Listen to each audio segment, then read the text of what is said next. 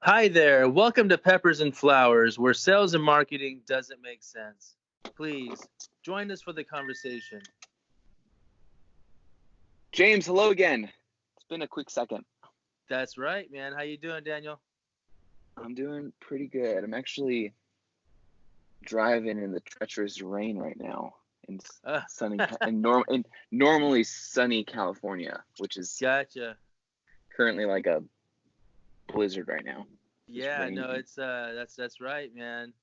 The old Morton Salt commercial. When it rains, it pours. I don't know if you remembers that one, but that's been a while. No, when did that come out? Like in the 70s or 80s. Oh yeah, I wasn't even born then. My parents would remember that. Yeah. That's funny.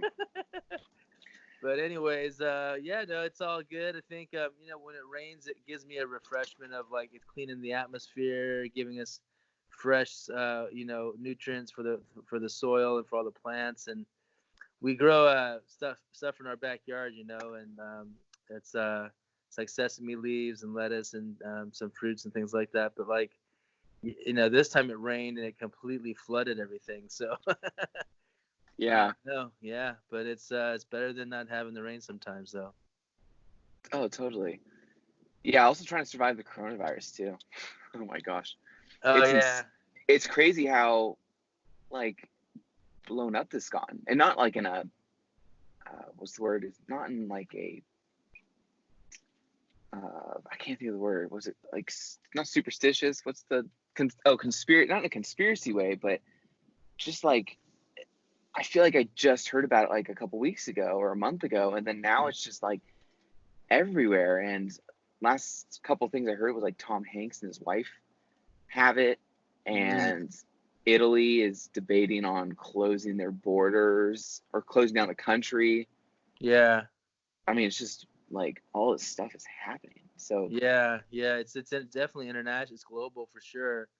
And obviously, the World Health Organization is chiming in and saying so many things about what's going on. And I was a science guy back in the day, so I know a little bit about those kinds of things. But yeah, I mean, it's a phenomenon for sure, and I know that people are losing lives, families are being affected. I don't know what the death count is in the U.S. right now. I think it was 1,000 plus at one moment. But yeah, I mean, it's right here in our backyard too, here in Los Angeles, Orange or not? Did you hear anything in Orange County or? uh, I don't know if there's anything in Orange County yet, but I did hear there was something. Well, Los Angeles for sure, yeah. But I mean, I'm like driving right now. There's no one out. Roads are Yeah, I literally know it's a empty. ghost town. Yeah, and so like we just got back from a week long trip. We went to my parents' ranch in Texas, Yeah, and so we're kind of out of everything. So like I have to go to the store to get like water and just this like paper towels and stuff. right, Uh, right. and like I heard there's like none left. So I'm driving over there. I'm gonna see like if there's anything Yeah. left. But Oh man, yeah, yeah. Here, well, hey man, it's we're all going through this together. That's how I see it, and and honestly, it's not just a U.S. thing going through it together as a country. The whole world is going through it together. So I hope that more good comes out of it than any bad. So, but yeah, yeah, it's good that you're doing that. I'll probably do a Costco run if there's anything left over there myself. But uh, I know. yeah, it's I guess like the question for me is just the day to day life. What's the net effect on how we live and how we go about our days? Certainly, we can't just tune out and turn off. We still have to engage and participate in day to day routines. So I know the answer is not to just tune out, but I mean how do we stay healthy? Well, there's all the different measures that are out there nowadays, and they're talking about the ways to stay healthy and safe and clean and all that. So that's all good. But I think beyond that, how do we continue to thrive as people, and not let this just weigh us down too much? And we have to take note of the severity of it, but then how do we still be productive individuals and So any thoughts on that, man? How are you staying productive? How are you staying engaged in your family life, your work life, and all that? Well, actually, I got some final thoughts about the coronavirus that I think you'll find funny. I was like driving in Texas, and Tito's Vodka, which by the way, we're not sponsored by them or anything like that. I just heard a commercial, or actually not a commercial, it's like a talk show.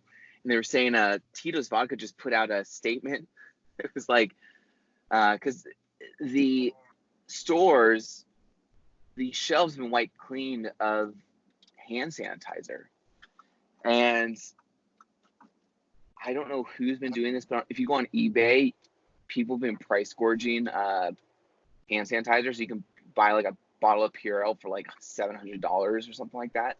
Mm. And so it's something like the government stepping in. So people are starting to make their own hand sanitizers at home. Mm. And Tito's Vodka put a statement out that said, although saying that using our alcohol would be great for business to make your own hand sanitizers at home, it's not made for that. Mm-hmm. And although it won't kill 99.9% of germs, it will kill 99.9% of the pain. So I was like, that's hysterical. Yeah. That's so great. Right. I know.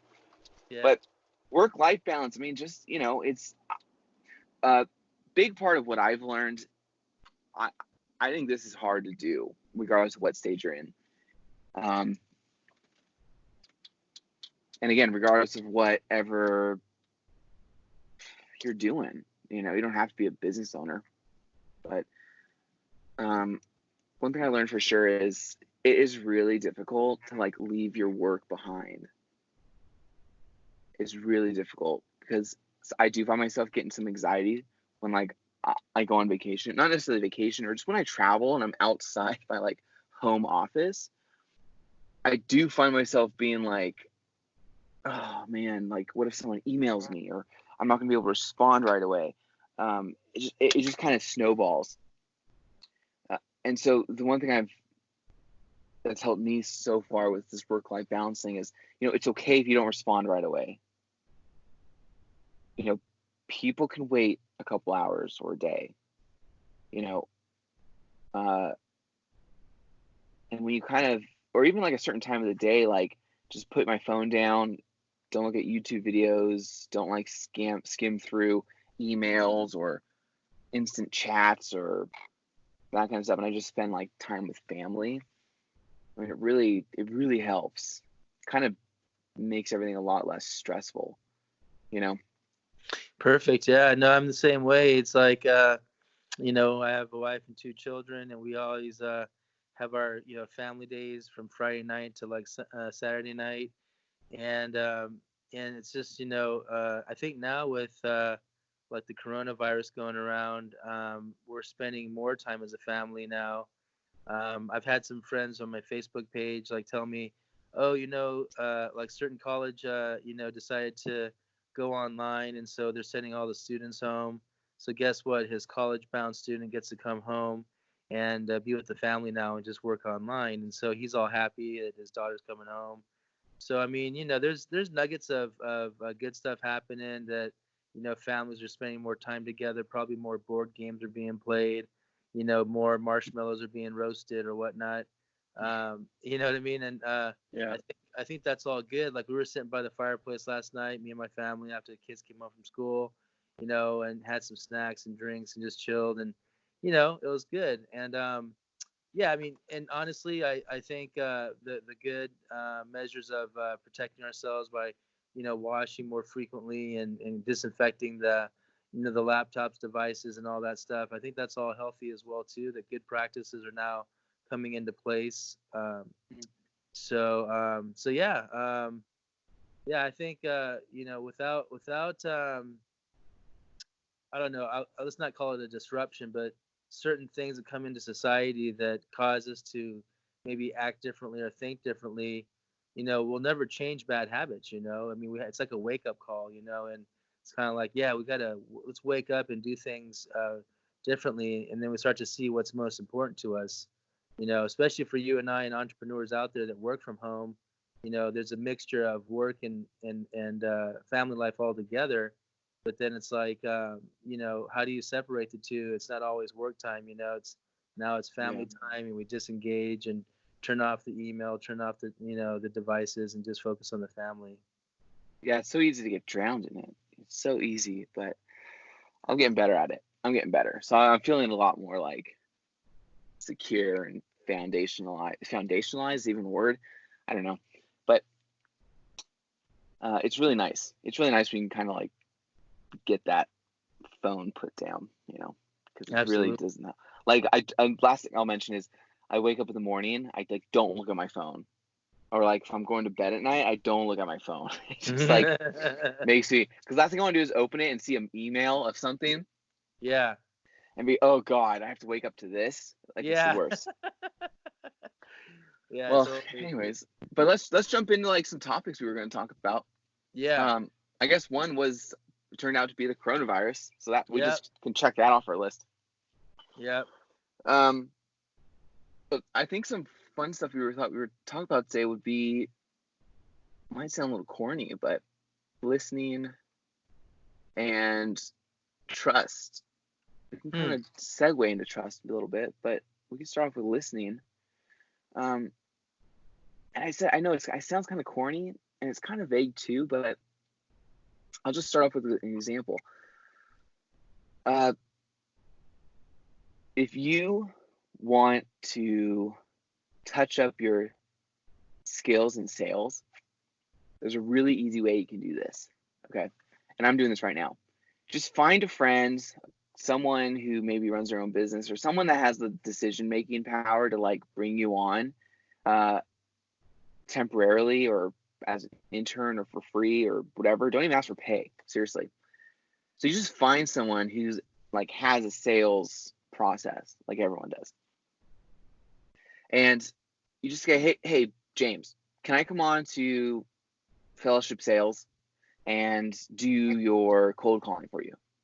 You don't have to pay me. I just want to like do the calls. And you're like, yeah, sure. It's the best way to like strengthen your sales skills, because in a sense, it's like, it's not really your business or clients you're calling on. So there's less of a stress level and you're a little more like eager to like do it with someone else, Mm-hmm. And so I'm doing that right now, and I gotta tell you, it really helps me strengthen my skills. It really does. And it's like free sales training. Mm-hmm. And so with listening, what we do in the sales process is we're trying to qualify people. So I have to ask them and dig for certain information so I can know if they're going to be a good fit or not. Mm-hmm. And I'm telling you, I literally just call them. They already know who we are to a certain extent. Sometimes they don't. But I just call them up and go, hey, this is Daniel from XYZ company. Mm-hmm. Want to just check in, see how business is going. How's it going? And there's like this, it always starts this way. There's always a pause. And they go, oh, hey, oh, yeah. And then they just go. Mm-hmm. Literally. They just start talking and talking. And based on what they're saying, you can eventually identify, like, get hints of like, okay, here's where they're at, here's how many clients. But they'll just talk. If you don't interrupt them, they'll just keep going and going.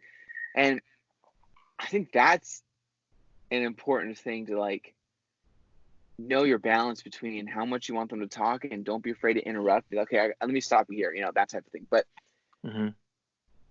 people like to talk. And if you have the patience to like listen, they'll give you like everything you need. Seriously. It's incredible. Absolutely. Yeah. Yeah, I really feel like I don't know how to tie this into sales necessarily. I guess I just did, but yeah, totally. it's incredible how people enjoy to be heard. That's my point. I guess that's the foundation of it. People like to be heard. Right. I mean, I always like focus on just the very practical aspects that, our bodies, we have 2 ears and 1 mouth, and, so let's spend more time listening, using our ears and less time talking. I mean, you can't communicate a good message or really, get much going without a conversation. So you have to talk. You have to ask good questions. You have to probe. You have to qualify, and a lot of the things we do in sales by talking. But then, I mean, let's not discount the fact that we have more ears than the mouth, and let's like use those ears to pick up on things, especially the things that are said, right? But also the things that aren't said. I always classify like three things. It's either they could be said, or they're not said, or they could have been said. Even the things that they could have said, but they didn't choose to say. So it's like active listening really involves so much more than just hearing sounds and words. It involves listening between the lines, between the thoughts and ideas, what's said, what's not being said, what could be said. So um, I don't know. I really strongly, I mean, I strongly believe in listening as far as a sales skill. And the way that I practice it is before and after a conversation. I like to listen. And so what I mean by that is, you go into a customer's site to, maybe ask some questions, get to know them better. Well, maybe tune in on the news or tune in online and figure out what's going on with this company in the public arena, what's being said by people around them, by the competitors, or anything associated with that company, and just listen for what's going on. So when you show up to a meeting, you're not necessarily going to talk about all those things, but you have an awareness. You know what's going on. You know the perspective of where things are with that CEO or that company, the trends of their product or service in the industry, and then you kind of sit down with them and somehow just by going through the hard work of listening to what's going on in the news, you now have just more of a professional peer-to-peer relationship with that person rather than a vendor in the hallway. I always talk about a peer in the boardroom rather than a vendor in the hallway. And then even after the conversation, you have your good meeting, whether it's you're closing a deal or you're just qualifying some more things. And then when the meeting's done, listen for what goes on afterwards. Like, if you're on the phone, when you hang up the phone, listen as you even hang up the phone. Are there words being said under the breath, or is there stuff going Yeah. on in the background? I mean, you never Yeah. know, right? Sometimes they forget to hang up, and so you can hear them like chatting. And I admit, like I've been on the phone listening and thinking like, okay, cool. This clarifies that it went well. Like they're not saying anything bad about me. Yeah, I But know. that's so great. That's like, nice to see you, Daniel, and then close the door. Blah Yeah. blah blah. Let Like, dude, Daniel. what an idiot. I'm like, Yeah, I oh know. God, no. 9 times out of 10, they're not saying those things, but it's in our own No. minds. We think, oh, they're talking all kinds of stuff about me now. Yeah, yeah. but but it's not Well, true. what? No, no. I mean, sometimes it is, but Yeah, most of the time one it's out of 10. not. Most of the Yeah, time it's not. Well, yeah, so what I'd say is interesting too is most of the people I've worked with, or even some of the projects you and I tag team together. Uh, all right, there's more to it, right? Let's be real. Like, you gotta know the right questions to ask, where the conversation's going, be in control. Okay, whatever, whatever. But for the most part, uh, we've been able to like identify the biggest challenges they're having by literally saying nothing. Like they kind of went off on this tangent. Okay, like, and again, like there's more to it. We're not just letting them just blab for like an hour and a half, right? We kind of control it, but for the most part, we've been able to find these challenges that they're having and identify the problems and kind of come up with solutions. Literally just from listening to what they're saying. Because it's like, I'm doing this, I'm doing that. Problem I'm having, what really struggling with is this, and this. I'm like, well, I didn't even necessarily ask them that question. I just said, how's business? Well, how's it absolutely. going? Yeah, And it kind of just came up. yeah. But the solutions were found from them just like blabbing a little bit. Yeah, and honestly, I think that's the best way to come up with a solution is through conversation. It's like two people just having a good conversation. All of a sudden, they just solved a lot of problems. And oftentimes in a conversation, we could just say the word like really, or oh my goodness, or just comments to get them to show that you've understood them, you've heard what they said, and now you're still interested to hear more. And so, like, Yeah. it's not like this. Listening is if you think about it, it's such an easy thing to do, but we make it difficult because we always want to say some more stuff. Well, we also want to be like, no, no, okay, we have this self-conscious thing of like, well, I want you to hear what I have to say now. Like, we're Yeah. always fighting for that control because we Right. both want to be heard. We like when we have an audience listening to us. Well, not Yeah. necessarily like on the stage, perhaps, but Right. we like Right. having people listen to us. Yeah. So we're always fighting for this. It's easy to like take over, but if you just like bite your tongue sometimes, they'll literally just give you all the information you need. You just got to Yeah. learn how to like, don't be afraid to interrupt and, hey, let me stop you there. Let me ask you this. It's kind of like when you go here. Well, I guess here's more cool sales stuff. So like, people get nervous when they do phone calls. Like they're calling a prospect and you can't help yourself. You just get a little nervous, and they might ask a question. Hey, so how's business? You go, it's doing good. It's this and that, and they go, okay, cool. Okay, all right. Okay, so what about this? How's that? And they go, well, it's like this, blah, blah, blah. Okay, great. So what about, like, you see, like, this flow is, like, so, like, non-natural. It's like, okay, you're repeating a lot of words, and then you're going right into the next question. You go, great, check, next question, blah, blah, blah.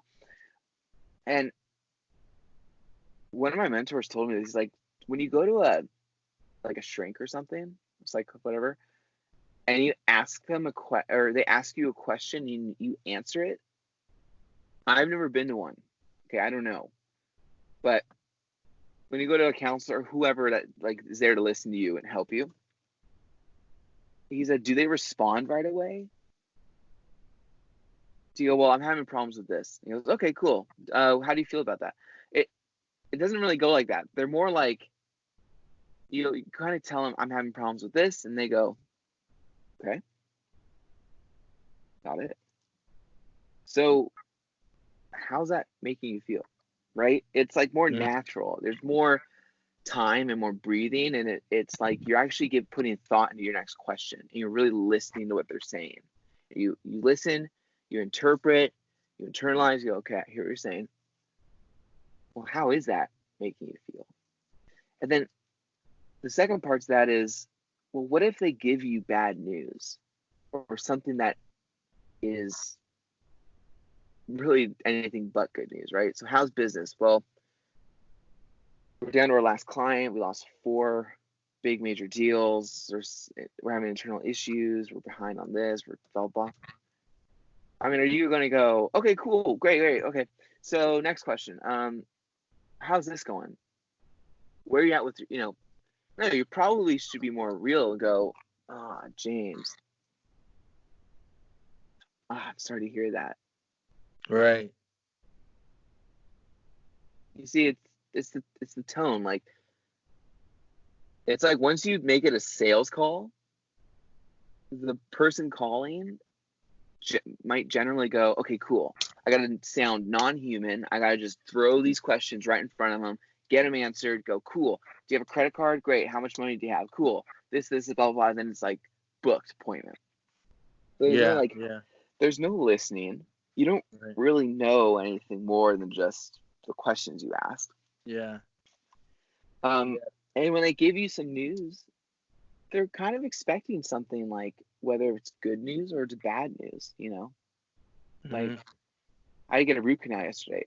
Okay, cool. Like, okay, cool. All right, next question. Like I got a root canal yesterday, and you're like, man, James, how you feeling? Yeah, definitely. It shows that you're listening to it.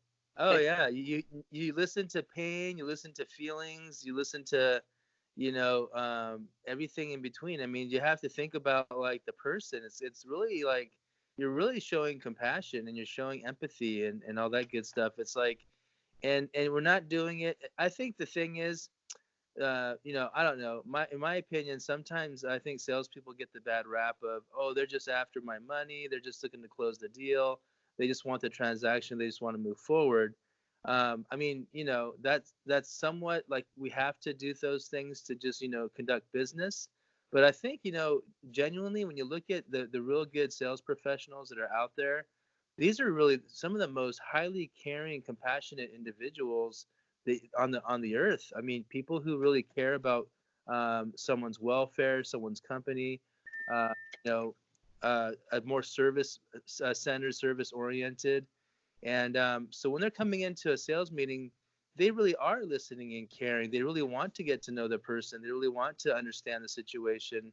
And Yeah. so things like feeling the pain, feeling the the loss if the company is having some issues, whatever it is that the reality bears forth. I mean, they're going it through. I mean, I'm sorry, they're going through it with the customer. And so that's why relational selling is so important, and that's why people who have good sales reps have good relationships with them, because they really trust. Hey, this person listens to me. They care about me. I really trust this person. So it Yeah. doesn't matter, at that point, then when it comes to the competition or whatever, it's like, it doesn't matter if they have more bells and whistles or if they're, charging me 10 times less. I like my rep and I like the company I'm working with. So, Yeah, like stay on topic. Don't be afraid to just shoot some chat a little bit. That's fine, but you just got to be able to know how to follow that line of of I have the hardest time thinking and driving at the same time. hey, But Daniel, man, you got time for a breather? Are you almost there? I mean, I hate to have you drive and be like, all right, see you later. Chill no, no, out. no, no, totally. I'm totally good right now. But Okay, cool. yeah, Yeah. I think that's the perfect equilibrium of sales, which Mhm, is be yourself, sound just like a person, be real, but mhm, also know you're in control. You're doing your process. You're getting the right information, mhm, and you're right. That's the thing. Like businesses have to have cash flow. You have to have income, the revenue. And so at mhm. the end of the whole thing, yeah, you are asking for an investment. You are asking for their business. But there's different ways you can come off with doing that. Yeah, honestly, here's how I love. Or was there more that you wanted to add to that? No, I mean that's kind of just it. Yeah, Like, I I could think. say, yeah, hey, this is not going to help you. I just want your money. Yeah, absolutely. I mean, I think that's very insightful. That you're not really just there to ask for the money or ask for a deposit. You know, so some of the best meetings that I've had in sales actually have been where I'm just simply talking about things or going over some solutions, and then all of a sudden the prospect is like, "Oh, you know what? Yeah, we're gonna go with you guys. I think just I'm talking through this right now, and I'm hearing myself say some things here, and it makes sense to me. It really makes sense that we go with you. We're gonna get started on this." And so it's like they're, in a sense, the customer's closing themselves. They're not really looking for any more information, and you're just talking about more things you can do to help them out. And as you're talking, they're just closing themselves, and you're not even, I've been in situations where I didn't have to ask for the business, and the customer is just saying, yeah, we're going to go with you guys. And the money isn't really an issue anymore. It's just it's almost like, oh, by the way, yeah, we need to pay for that, and this is how we can take care of it for you. But Oh yeah, like I mean, I obviously, money is an important factor. I'm not going to discount it. I mean, it's like the bloodline of businesses. But then, like, at the same time, it's also a way to, it's a means to an end, and the end is helping a company, is helping a customer. And so I think once you achieve that solution and meet that customer's needs, money and everything else becomes just a means to get to that point. So yeah, I think that's important to differentiate. yeah, I mean we had a client that we're spearheading together, um, and he was a little hesitant at first, but we kind of did it a little backwards. So instead of closing the sale, then doing the service, we kind of like already had a few legitimate strategy sessions that probably would have only happened typically after the sale's been processed. you know. Mm. But we had a few strategy sessions, and then although he kind of has a tonality that comes off as like non-receptive. I mean, you and I both got the email afterwards. He's like, man, every time I talk to you guys, I learn something new. Like, thanks so much. It's a great thing. And so I've been able to close deals that have, well, actually, deals have been able to close themselves sometimes when I've been able to, I think we said this in the last podcast. You kind of show them what it's like for them to work with you before. You give them a little taste, and it kind of becomes less about, well, the investment this, investment that, and more of like, I really like working with them. What they have shown me so far has proven to be like true to their knowledge, or true to like what they're saying, and doing that sort of thing. So, and they come back and go, I really like working with you. Like, how do we get started? What do we do? What's the next step? And it like closes itself. Yeah, absolutely. And it's just kind of like being real with people. Like, that was probably, I don't know, you know?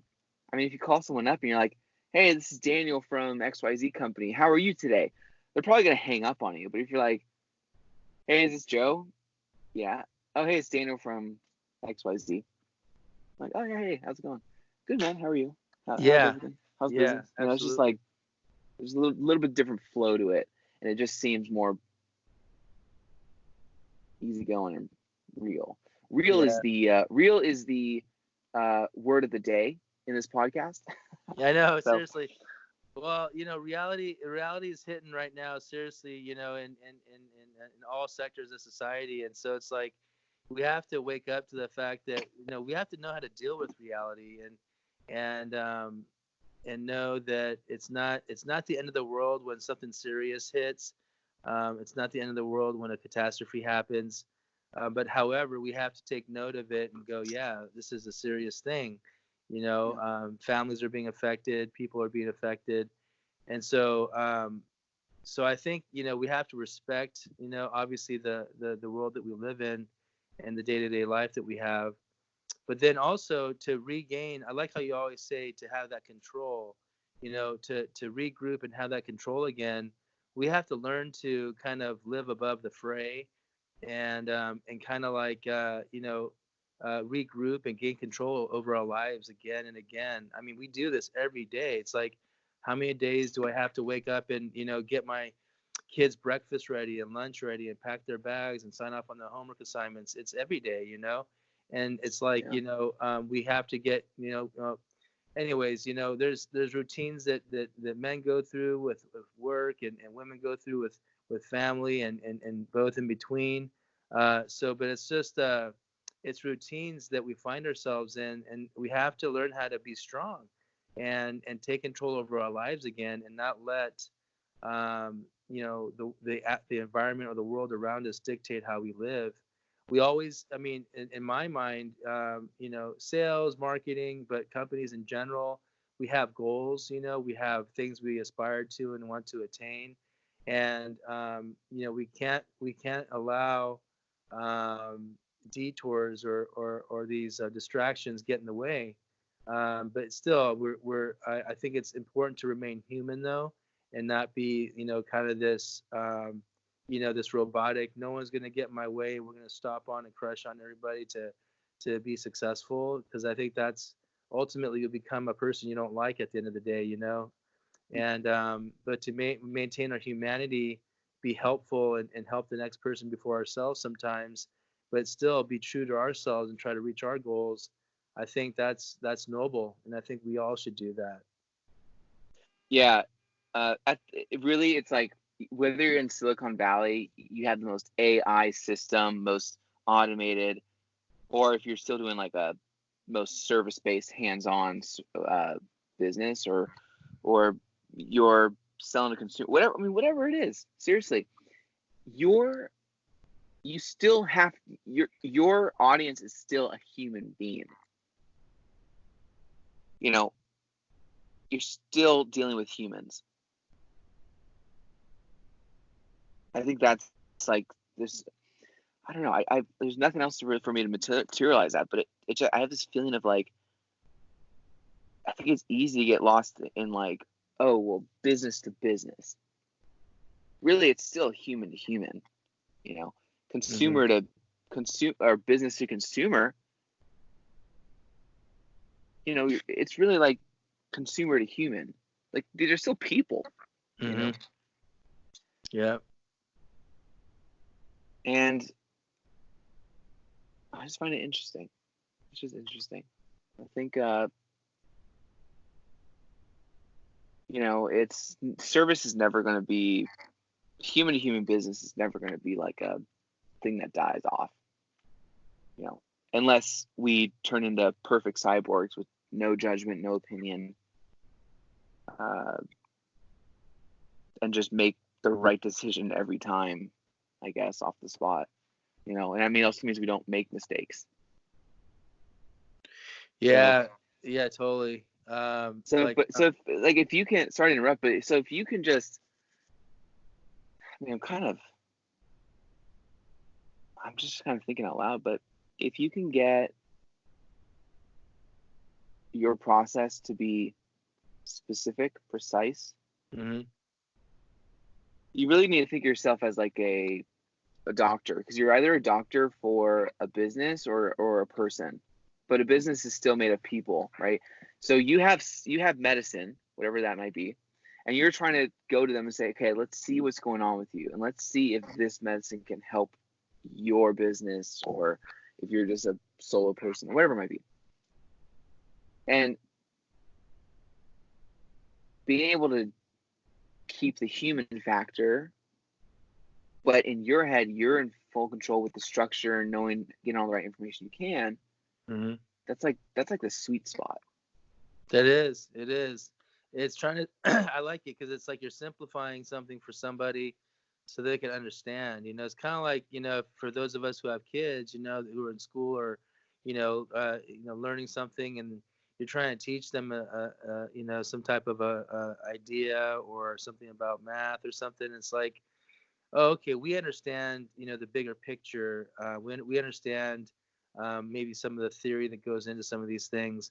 But when we talk to our little child, we're just like, oh, it's like this, it's one apple plus one orange equals two. It's like, oh, okay, I see the apple, I see the orange, and that's one, and then it's two. So it's like, they get it. So we try to simplify things for our audience so that they can kind of understand things, yet there's a lot more behind it. Even today's podcast, we say, a good thing in sales to do is to listen. you know but we don't quite explain the total weight of how really important that is. Yeah.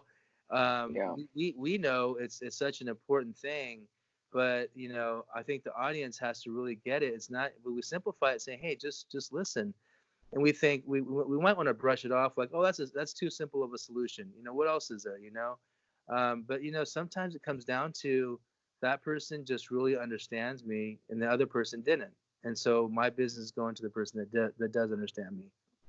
And that, again, it humanizes it to the point that you talk about, and I love that because yeah, we're surrounded by technology, right? I mean, that's a given. And it's, why have another person become a robot? It's like, I really, I mean, especially those sales calls you get that are recordings. It's like, oh, health insurance, USA found out that you guys don't have life insurance, and I just want to give you a call today to find out Oh, what you yeah. have. And the Yeah. recordings, it's like, wait a minute here, So I mean, the human element of things, it can't be replaced, although we try to do it, and yeah, I mean, honestly, it's kind of this is a tough conversation to have right now because we see how things go in society, and we see, well, hey, if the group of people can't go to a sporting event anymore, or to a church service, or to any of these large gatherings, well, the ultimate Yeah. thing is, are they just going to be like socialists? It's like, but then but I guess the flip side is, well, no, the brighter side of things is that homes will to warm up a little bit. The home life will begin to get stronger again. Yeah, But maybe. That is interesting. Like, You know what I mean? I wonder if doctors would get better reactions from people if they